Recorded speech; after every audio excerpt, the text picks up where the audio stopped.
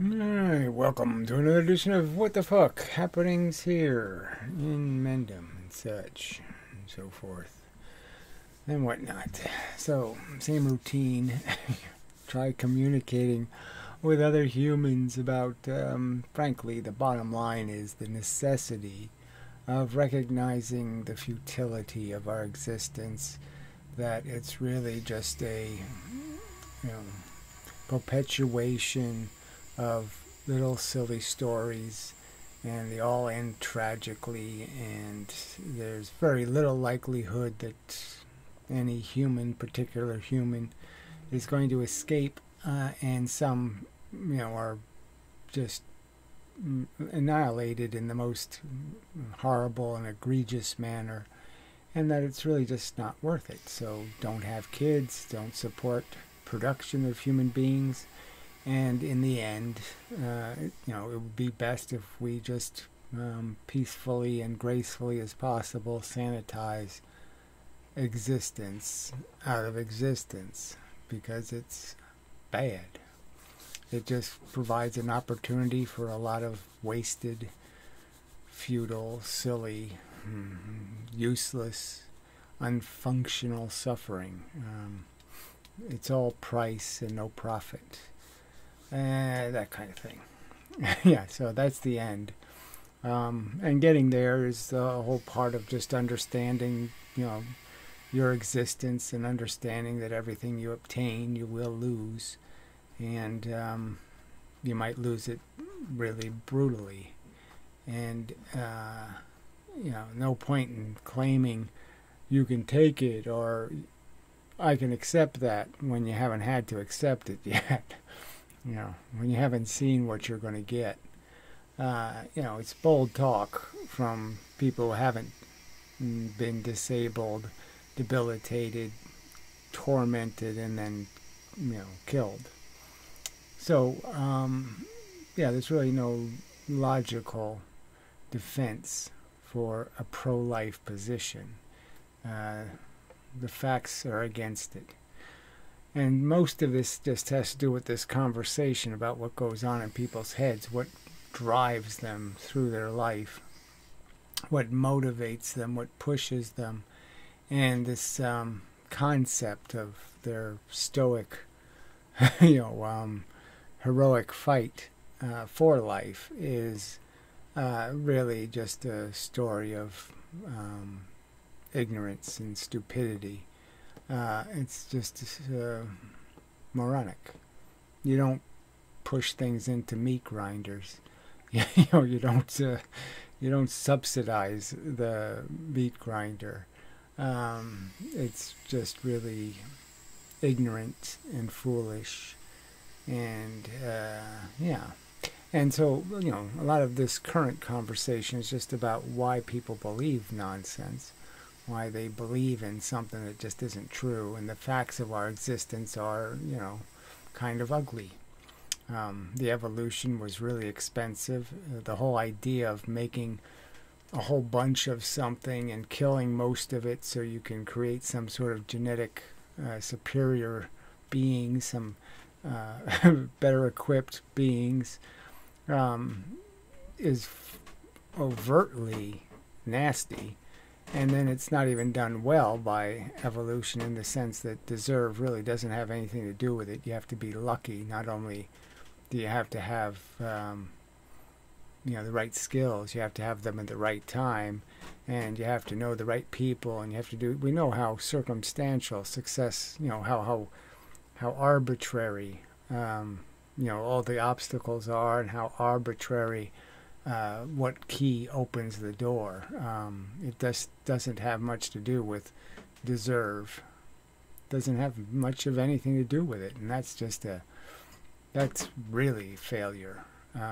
If we can't make it so, if we can't make it, that you get what you earn, then what's the point? Then it's really stupid. Really expensive, and done badly. It's not even, it's not worth 10 cents, let alone $10 trillion.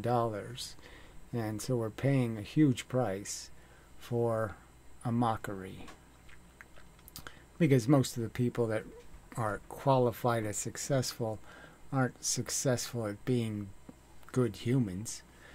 They're successful at being good graspers and grafters and takers in a lot of ways. Abusers, exploitnists, Anyway, somewhere in there, all of this conversation has something to do with all of that. But it's mostly, in this case, going to be about the conflict between the motivating side, the feeling thing, and actually your intelligence and your capacity to understand. And these two things do fight with each other inside of your brain. And I would argue, your feelings, just generally speaking, just get in the way. That the emotions aren't very useful. And that often they, in the case of even just making these videos, if you know the odds are against you and you're not going to win and blah, blah, blah, and all this stuff, it's very discouraging. It's not very motivating. So it doesn't even give you the fortitude or the emotional condition, the mood, that's commensurate to the obligations and the chores and the job. So it's when you're the most desperate is when you need the strength and the courage, and you don't need it when you're strong, and defiant. So it doesn't even work very well because it's not intended to empower our intelligence. It's intended to make us fighters and flighters. It's intended to make us kind of scheming and self-interested. It's not really your physiology, isn't designed to enhance the actualization of your intelligent understanding of the right thing to do. It's fighting against it, frankly, in a lot of cases, because the right thing is seldom going to have something to do with just how it's impacting you. It's going to be how it impacts a lot of other people, and you can't feel their pain, so to speak, and so you can easily negate the real price you've accepted for whatever it is you're after, and all of that. So, I guess we'll play that. So there's a lot of stuff in the video, frankly. A lot of subject in there. But that's part of it anyway. So, I don't know. It's an attempt to summarize. But, yeah. In this case, it's not that easy to do. Alright, let's begin. Hit the button. Something doesn't smell right, or it's repugnant in some way, and you can't really make it unrepugnant, just by words alone. Yeah. All right, so obviously, we can know something, and then we can't unfeel the feelings, and so it doesn't matter whether we can know a snake isn't a bad thing if we're having some visceral, sensing of fear and foreboding and all of that. And it's like we just can't turn off a toothache. We can't turn off these conditioned responses. And so even when we know they're useless and of no value, they're more powerful. There's no mind over the matter of your physiology. So the emotions always have to be talked around and thought around, and you have to try to engineer a fake narrative that your senses will relax and say, okay, it's not what we think it is, or it's not what we saw. And you have to try to visualize an illusion for your physiology to react to, because if it sees the reality, it won't cooperate with what you know to be useless physiological reactions. Yeah, well, good enough. Whatever your ambition is, you can't even relate to people's ambitions anymore. Yeah, so just some rhetoric about just the fact that that's the real problem here. You know, is that even though we're living on the same planet, everything is kind of, each individual human is hatched in a different nest with a bunch of different rules and different mechanisms and different conditioned responses. And it's as if the blue square is red and the red square is blue, and it's like all the things that are, you know, reactive and, you know, triggery, the triggers are completely different for each person. And I shouldn't say completely. I mean, we obviously have some things in common. Certain threats we'll all perceive as threats. Certain things will scare just about any person. Okay, a nail coming for their eye. You know, but a lot of things. Okay, things that would bother one person don't bother another person. One person might be humiliated by a certain thing, and another person doesn't bother them at all if that happens. You know, we're all creatures of a different kind of habit, and you know, we're all conditioned to like the water a different temperature. I don't know how many different ways you can say the same thing.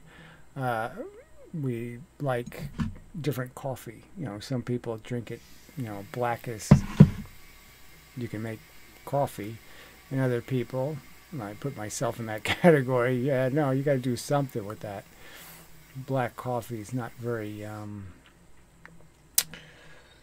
it neither tastes good nor feels good, frankly. So yeah, I wouldn't be a coffee drinker if black was the only way it came.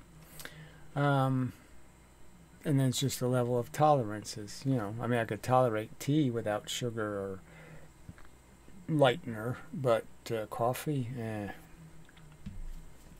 not really. And so it's a real problem because, you know, that's the animal we basically are, is this thing of habits and conditioning. And the intelligent part, again, is sort of caged. You know, we can communicate through those sensibilities, but it has to be through them. And unfortunately, some of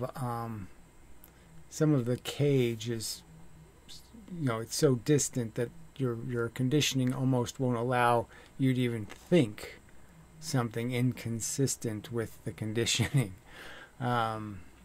It won't let you let go of the totem poles. You know, so it's like people are driven by superstitions. You know, step on a crack, break your mother's back, that kind of stuff. You know, kind of learned fears and apprehensions, you know, that are in the physiology, and they can't even think that those things are silly and a waste of time, because they're just too caught up in the soap opera. Get at it, you know, like people's addiction to sports or some other addiction, and they just can't see it for what it is, you know, because too much of their excitement about living is tied up in that bullshit.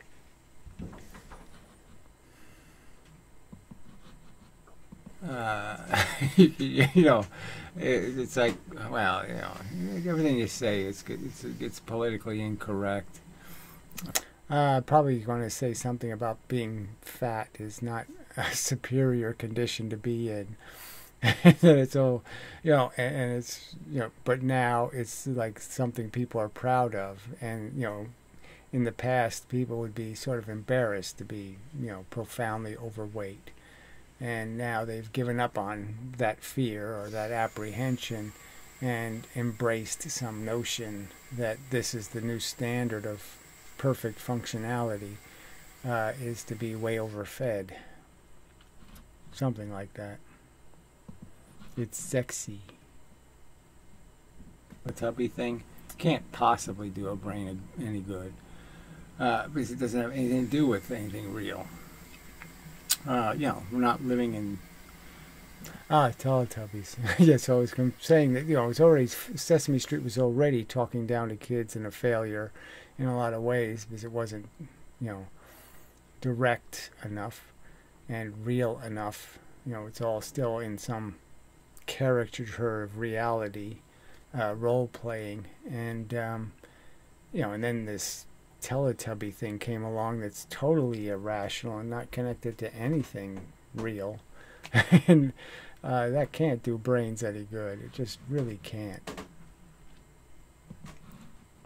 And it's just all a cabal. It's all controlled by this stupid company that tells everybody what they're going to believe and what they're going to be exposed to, what's relevant, just shit. Yes, I think I was probably talking about Google, but anyway, and it's just sad how the world, what's happening to it, in the sense that we have this incredible medium that allows all of this stuff to be talked about, but we're back to the same world where only certain people are allowed to talk about it. They're the only ones who are going to get an audience. So it's almost as closed a world as it's always been. Almost. Winning, and it's making, obviously some things, knowledge about how to, the DIY stuff, the, science even, is a lot more open than it used to be. So it's like everybody can get the books now. They're not, secret witch doctor books. Everybody can gain a level of elemental knowledge. But influence is another thing. The influence is where there's very little democracy. You feel bad. Or it's the whole psychology of guilt even, because you can see that in like baboons and other animals. So that's all part of this feeling mechanism. Again, it's made for an animal, okay, not a thinking machine. It's made for something that's using intelligence just to scheme. And so, it's made to be enhanced by the strategy-making device. The strategy-making device isn't supposed to be ridiculing the emotions. It's not supposed to be saying you're in my way. It's supposed to be a way of getting what you want, acting on your hate, or acting on your love, or acting on what you're fooled by, and scheming to get it. Your perception of beauty and chasing it. That's what you're supposed to do, is scheme to chase it. You're not supposed to think of a way of not being interested and recognizing that, well, if I get what I want, will I have actually gotten anything? And will I be in a better position? And you can understand that even though you want something, it's really not going to put you in a stronger position. It's going to put you in a weaker position. So you could argue that a lot of people who have kids hype the idea that, oh, having a family is the greatest thing ever. And, no, it isn't, because it's just confined and limited and restrained. It's just a bunch of, you might as well be in prison with the frickin' ball and chain actually literally tied to your ankle. And that's the reality. It doesn't blow you, it doesn't push you. There's no wind beneath your wings kind of thing coming from a family. It's usually the other way around, that the family is dragging you and tying you to the earth, and you'll never fly again. All flying is out of the question, because now you have way too much weight. You're carrying way too many burdens, and you're not even going to do it well. So again, they say it's a great thing, and yet these are people who aren't spending enough time doing their job in the first place, and that's why there's so many dysfunctional people. Is because parents are too busy trying to escape the burdens rather than satisfy the responsibilities. Very effectively, when it's supposed to make you depressed or when it's supposed to make you angry, and it's provoking the wrong emotion for the wrong circumstance, kind of thing. So yeah, I don't know exactly what that would be about, but yeah, it's just that it's being triggered. your intelligence is triggered. Your intelligence can do so much more, spend so much more time thinking, and your emotions are just doing this knee-jerk thing, and they can't really get past, once they see the bad cover on the book, they just won't read it. They won't, their conclusions are quick and harsh, your emotional conclusions. And it takes a lot of work, for your brain to say, calm down, it's okay, this isn't going to kill you. Just pay attention for a few minutes, and maybe you can understand that it isn't what you think it is. It isn't how you're reacting. Where, it's all ruby encrusted. All right, so that's a little bit about the delusion of religion and how that shouldn't even be a conversation, because it's so unproven and nonsensical and unreasonable. And so no human being should almost be allowed to walk the streets, in my opinion. You shouldn't be able to operate a motor vehicle if you're not smart enough to concede at least the minimum that your religion is a fantasy, it's a hope, and it's a wish. It really isn't something you should be proselytizing or claiming to have any integrity as an idea. It doesn't have any integrity as an idea. It only has use as a mechanism of escape, or conformity, or some kind of nonsense like that, but it doesn't have any use as a piece of intelligence, because it's not intelligent. But we can still appreciate that it has some things in it that are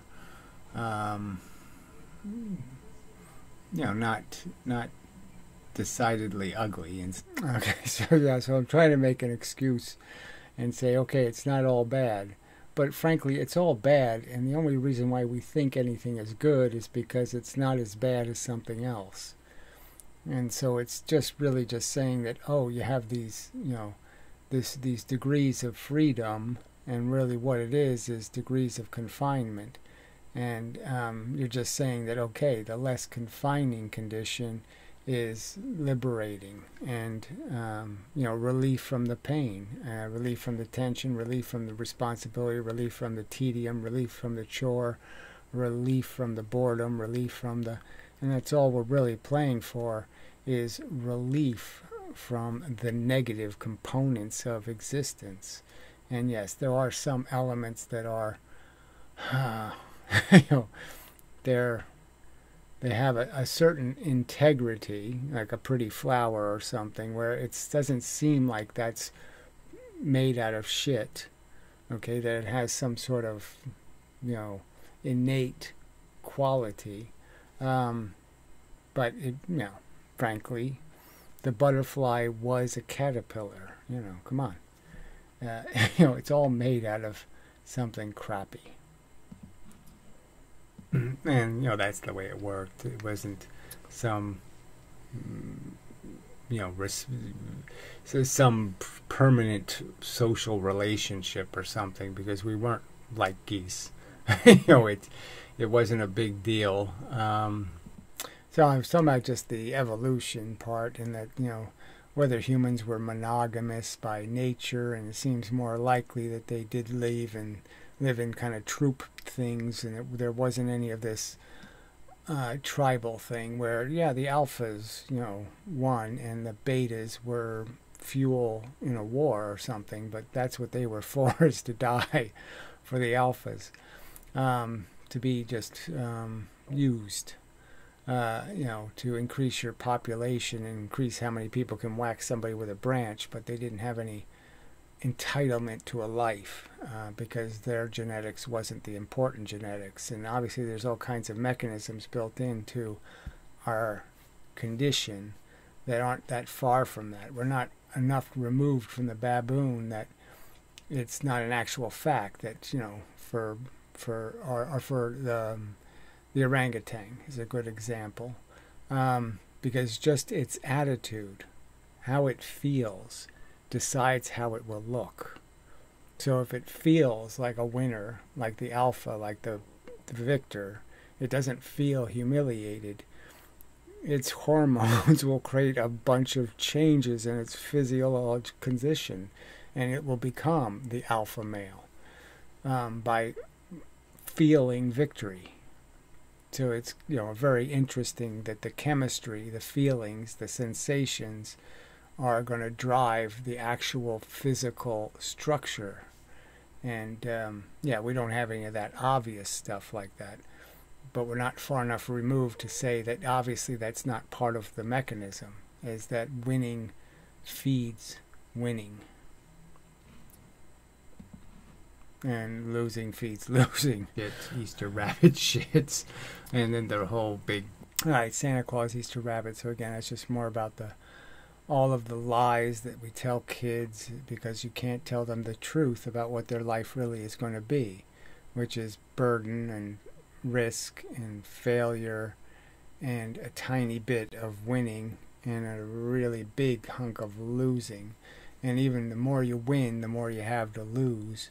So you ought to start off figuring out how to live on almost nothing, because you might end up on nothing.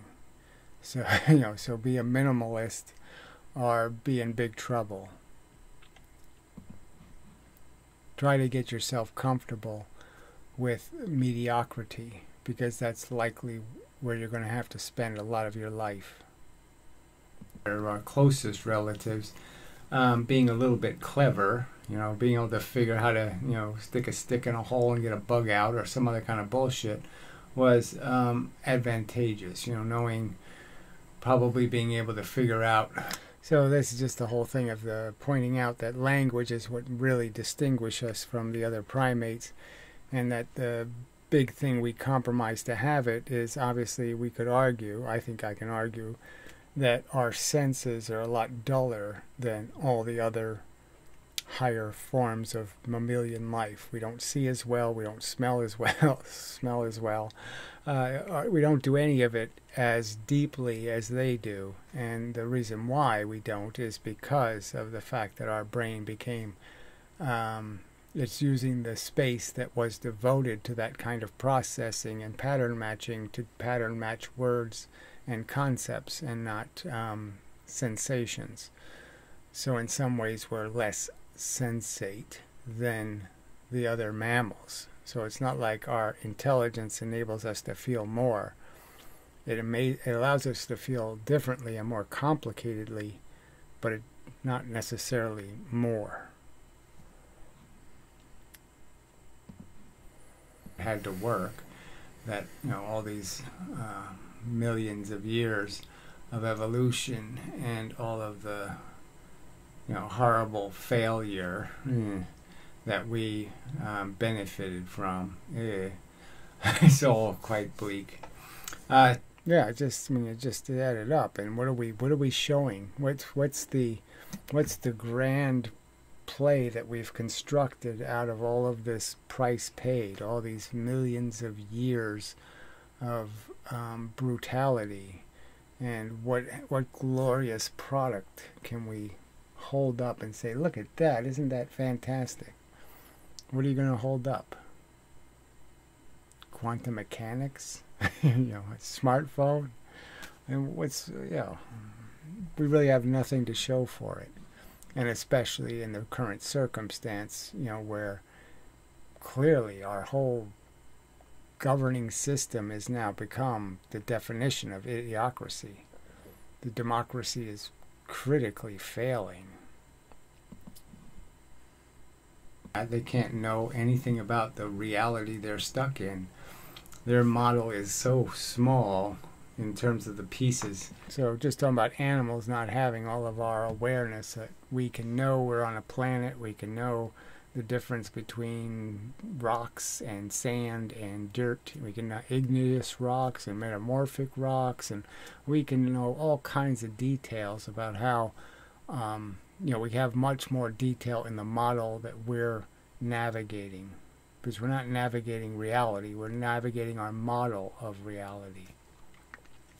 And, you know, ours is just so much deeper in terms of understanding more about exactly how far you can fall without breaking your legs, and we can know all kinds of dynamics and specifics that animals can't take advantage of. And I don't know exactly why that was a point, but there's some reason I brought it up. Material, energy, matter, position. There's nothing else that's influencing, and then it's only through. So that's just the part of the determinism stuff, is that's all there is. There's just a bunch of, there's material functions, there's a mechanism, and it's mechanical and simple, and we're just machines, that have to be built, and we're controlled by how we were built, and how we were built is nature, but I'd say it's a tiny percentage of what influences what becomes our model of reality. What influences your model of reality is all the nurture stuff. The nature might have something to do with your emotions and the reactions, and how hysterical or nervous you are, but what you think and how you understand and what you model reality to be is a lot more controlled by what you were exposed to, and what books you've read, and what TV you saw, and what commercials you saw, and what this and what that, all these little influences, and what kind of personal experiences you've had in the world. And that has decided who you are. You didn't make you. The environment made you.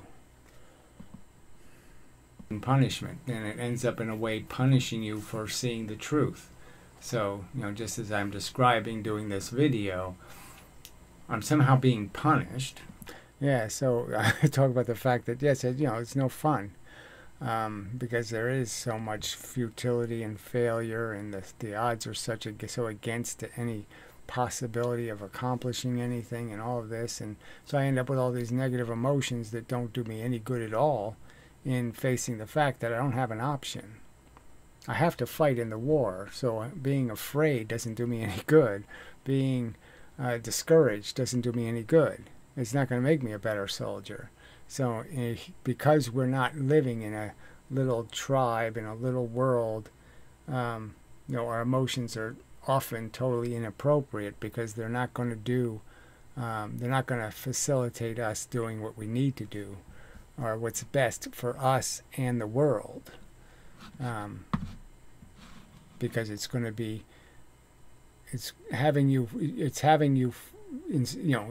you're not going to fight or flight correctly, okay, because you're still doing it as an ignorant animal rather than an informed, logical, understanding machine, because those feelings are in your way.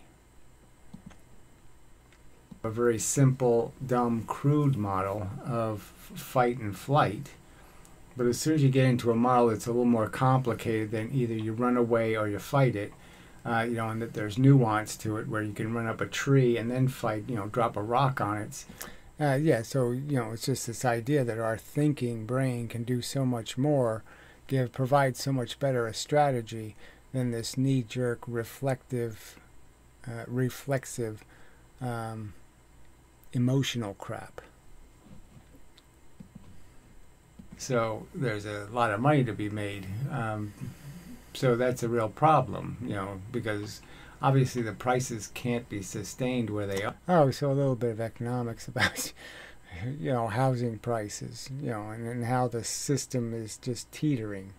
We're right back to 2011, when you have a bunch of way overpriced real estate, and how do you keep it overpriced?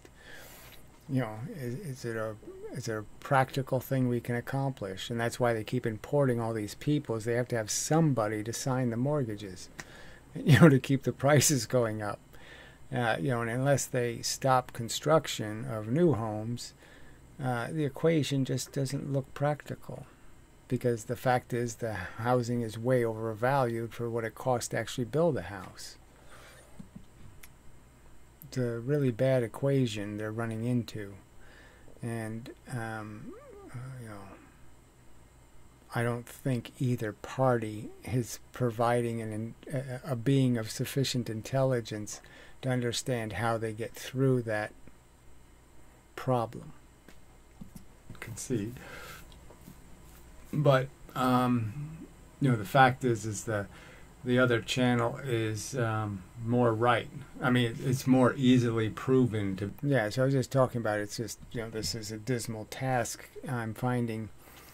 Like, I knew this philosophy stuff would be difficult, especially when you're doing philosophy that's negative in the sense that you're not saying something affirmative and positive. You're not telling everybody how wonderful they are and how beautiful what they're doing is and what a wonderful life they're living and how great it is, and we should have more and more stupid humans because they're just such charming, wonderful animals. It's not doing any of that. So I knew that was going to be a hard sell, but selling science, now I thought that would be an easy sell, okay, because that's just logic. That's just pointing to the evidence and saying, how can this piece here, you say this, and then you say this, and these two things are saying opposite things. So they're in conflict. It's an obvious contradiction. And it's a physical contradiction. So it should be easy to point it out and just say, see? And they should say, yeah, that's a problem. Okay, if we don't fix that contradiction, then what we're talking is shit. And they won't do that. Because they're so dishonest, and so just showing how they're so glued to these totem poles. These, people really want to believe in this whatever bent space-time thing, right? Complete nonsense. Really is way under evidenced, and they want to believe it for whatever dumb reason. And so they'll just ignore the fact that it doesn't make any sense, or that it creates contradictions, or creates paradoxes that can't be resolved. You have to change the theory to fix the paradoxes, and they won't do that. To-do list, except go to sleep. Get the hell out of here. Yeah, that's my to-do list. If it was up to me, I'd just spend the rest of my life asleep if possible. Because everything else is just irritating and annoying. So, yeah, it's rough. Kind of thing. And there's just part of me that just wants I want a real fight. I want to be able to, All right, so that was a part. This is another little dangerous part. But so I was just talking about the fact that, there's this visceral part to this. And you really can't deny these emotions. You can't deny the thoughts they provoke, in terms of hate. And just how much you sit there and it's personal in a way. I mean, as I'm pointing out, I'm in this for the cause, but the cause is so visceral because I understand it's just going to be more people just like me who are going to be tortured again in the future, and they're just going to be tortured over and over again, and I'm getting just a tiny bit of it, and there's going to be people going to get giant clumps of it. Really harsh and brutal mental anguish will be experienced, and we're not going to do anything worth it. It's just a fact. And it's just a huge, obnoxiously giant price to pay for nothing. For, again, just replaying these same clips over and over again. You could play a baseball game from 1950 or 1960 or 1970 or 1980. It's all the same game. Let's not pretend it's some new soap opera. No, it's all the same bullshit. Why redo it? Why redo it over and over and over and over again? You've already done it. You've already seen that it doesn't do anything. Your heroes just get old, crippled, and die. So what's the point of forcing people to do that over and over again? It's disgustingly sadistic. Cleaning the water or cleaning the air or however you want to, fixing the big broken is getting rid of the blight of this scum. So I kind of can't help, getting energized and feeling invigorated a little bit by the hate. Yeah, so I was still on it a little. So yeah, so I don't really want to endorse this idea that we should feed on that. But I'm not going to lie and say it would make me sad if, well, that wouldn't make me sad if a lot of these people on Earth just, drop the fuck dead. And it's, frankly, if it was, pecked to death by frickin' birds or something, I wouldn't care. I wouldn't emotionally care. I'd almost say, good, they got it the way they deserve to get it. Because that's deserve having something to do with it, okay? The torture makers need to be tortured. I mean, it just makes sense. If they're going to catch other people on fire, then they should be dying by fire. So there's a logic to it, but it's really crass and crude. And so I'll apologize for that. Because I really shouldn't give it any... I shouldn't give it any latitude, but it's impossible not to. Just like it would be impossible to say that, if I had kids and somebody raped and murdered my child, that I could in some way say to myself, oh, it's no big deal, get over it. When maybe the only way to get over it is to see the cause of it destroyed completely. Just getting exactly what it deserves, getting treated just as badly as they treated your kid. Your head sideways and look at it just right to find the chance. That, yeah, it's a good idea. It's worth the risk. Yeah, so that's really, well, it's conversations about it. How pervert and bent and crooked does your model of reality have to be, to find enough purpose to shove a new life into it, to say, I know it's going to be all right. It's going to be a winning situation. Yeah, it's bullshit. You have no business thinking so, and no business thinking the risk is worth it. No business calling that an intelligent decision, because it's not. I could never really fit my disposition, my state of mind, my mood to the circumstance. Yeah, so just pointing out that that's, why it's so obvious to me, and why it's always been obvious that I'm in I'm not in utopia, okay? And I'm not in anything even close to it. And this is just going to be trying to minimize how much I get harmed. And that's what my life is going to be, is trying to evade being thrown in jail or being homeless or being this, just avoiding a worse condition. And that's what it's always been.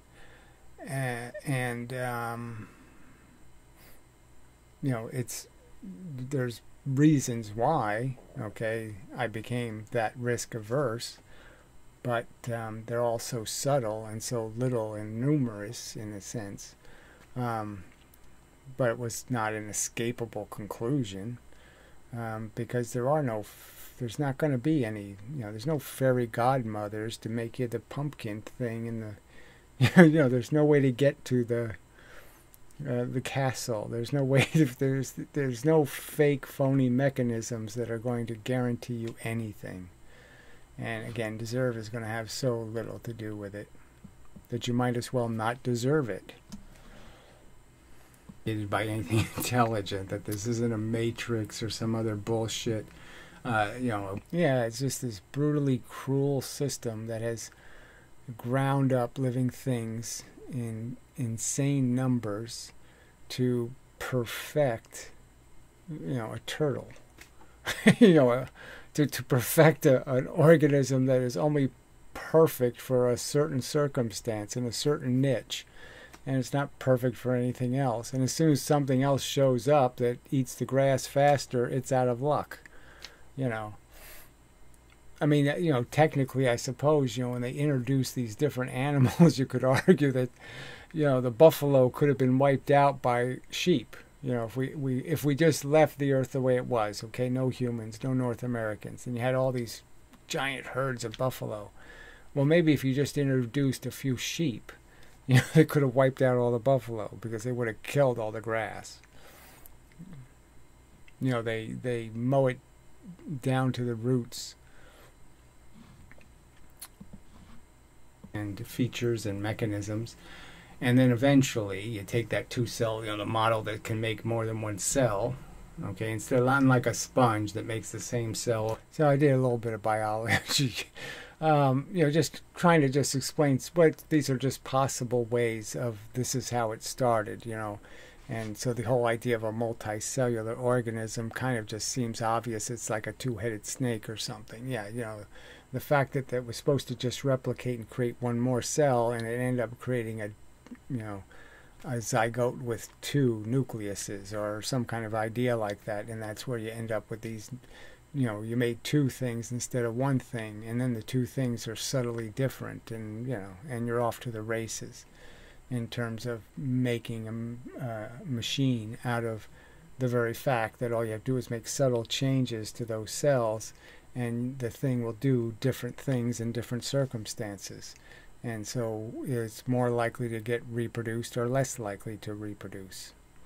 And that's the only mechanism you need, is that simple Darwinian natural selection is all you need as a mechanism to create all of this diversity and all of this functionality. But none of it's a pyramid. It's not really going anywhere called perfect. It's just creating niche organisms that are only perfect in a tiny context, and take them out of that context and they're no longer very perfect. Of our history, and understand exactly what our features are, and our feature, the big feature, the subject of this video would have been, is we're just a bunch of habits. Yeah, so that's what we do with this brain, is store a bunch of information and a bunch of experiences, and we become creatures of that, you know, whatever dominates it in terms of those experiences. And you know, we just sort of mimic our way through an existence. We copy and paste the code we see, and, you know, other people fail at something and say, oh, wait a minute, I don't think I'll do that because I've seen failure. Maybe somebody else sees success doing it, and they say, gee, I'd like to win like that too. And it just depends which one you saw more of, you know, the failure or the success. Just because, yeah, I have the exact opposite instinct. You know, it just, yeah, it really doesn't appeal to me. Wait. You know, big jump. Okay, so yeah, I'm talking about the fat people again. You know, and you gotta be careful. Anyway, history and, you know, some programming, some reflexes, like, you know, there's some that we still have, like a fear of snakes. Right, so this is more the nature-nurture thing, just making the point that it's, you know, it's all nurture, basically. And we are conditioned by the environment, and it's not necessarily intelligent conditioning or, you know, intentional conditioning. It's just the simple circumstance of you seeing failure versus you seeing success. And it just depends on which clip of the film you saw, what your impression is, you know, that kind of thing.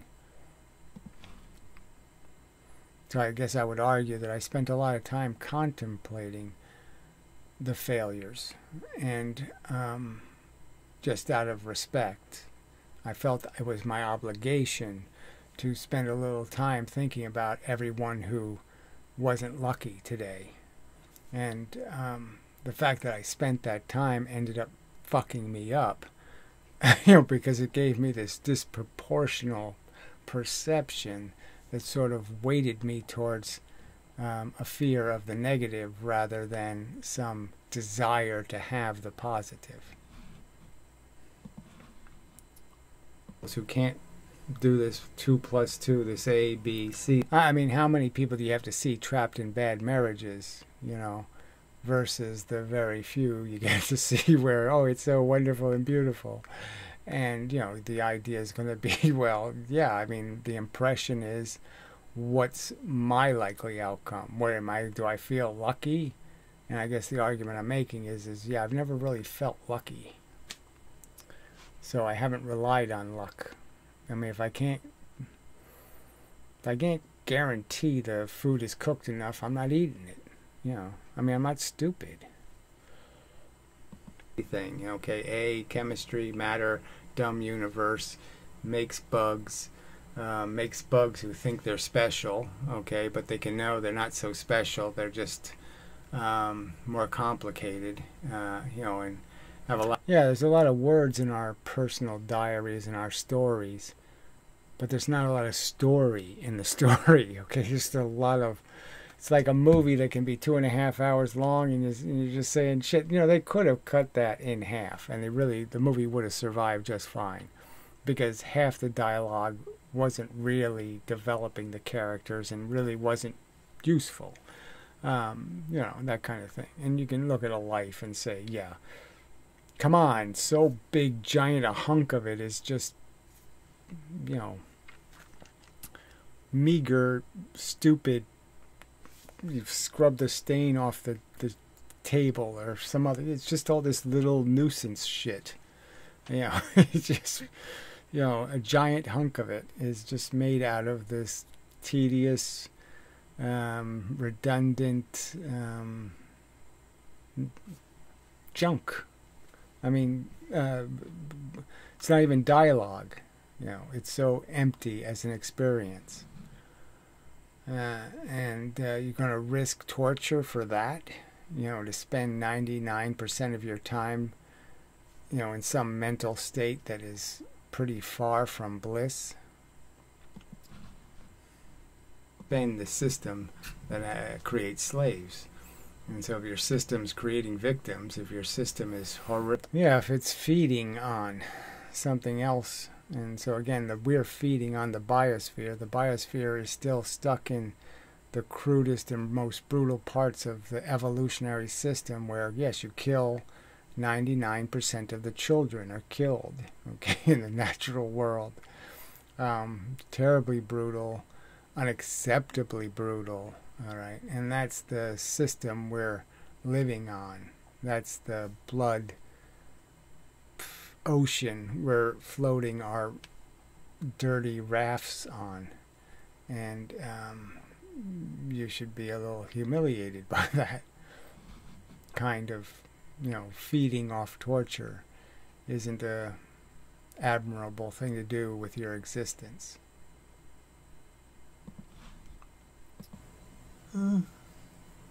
Torture, this doesn't really happen, does it? I mean, it's just electrons and protons and stuff. How could they make torture? That couldn't happen. Let's just pretend it doesn't happen. Yeah, that. It happens to me, but it doesn't happen to any of them.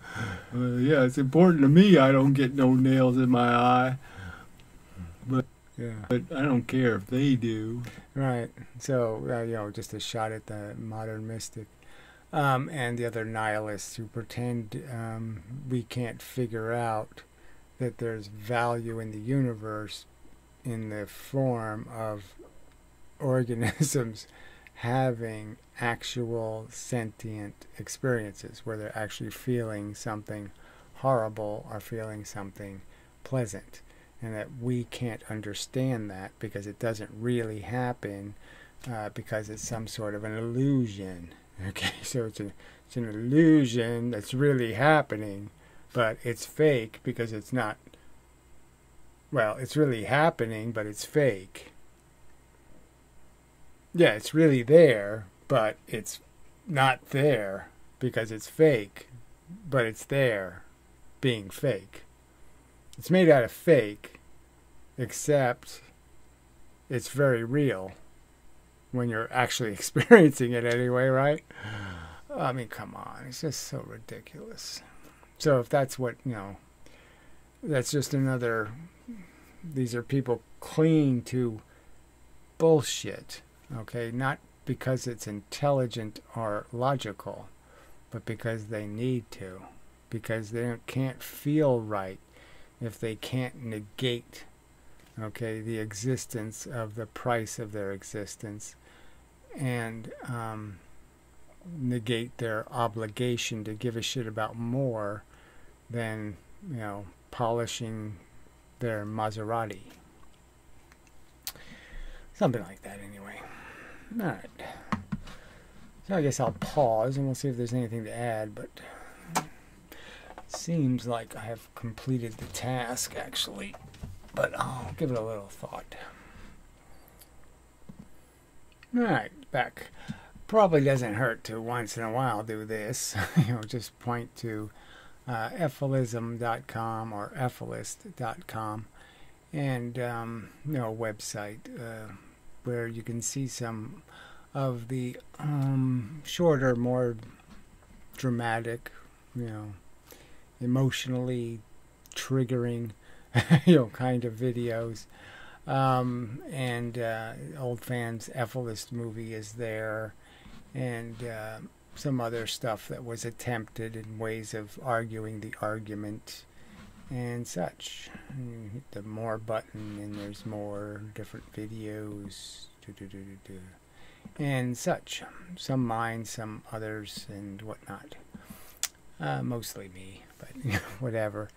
You know, and yeah, and then my Do Not God videos are also available from that website. But I will try to do some more work on the website and stuff because it is kind of outdated and whatnot. Anyway, just should point it out that there are links to other stuff and such. Let's see, there, back to the beginning. Anyway, yeah, so maybe that's enough of a video. Well, we'll see. I'll pause, and it's either the end or it's not the end. So you'll find out whether it's the end of the video or not. Yeah. It's probably going to be the end of the video, but we'll see. Maybe I'll think of something brilliant by the time it's time to publish and such. So we'll wait and see. Oh, yeah, well, you don't really have to wait. Yeah, I'll wait and see.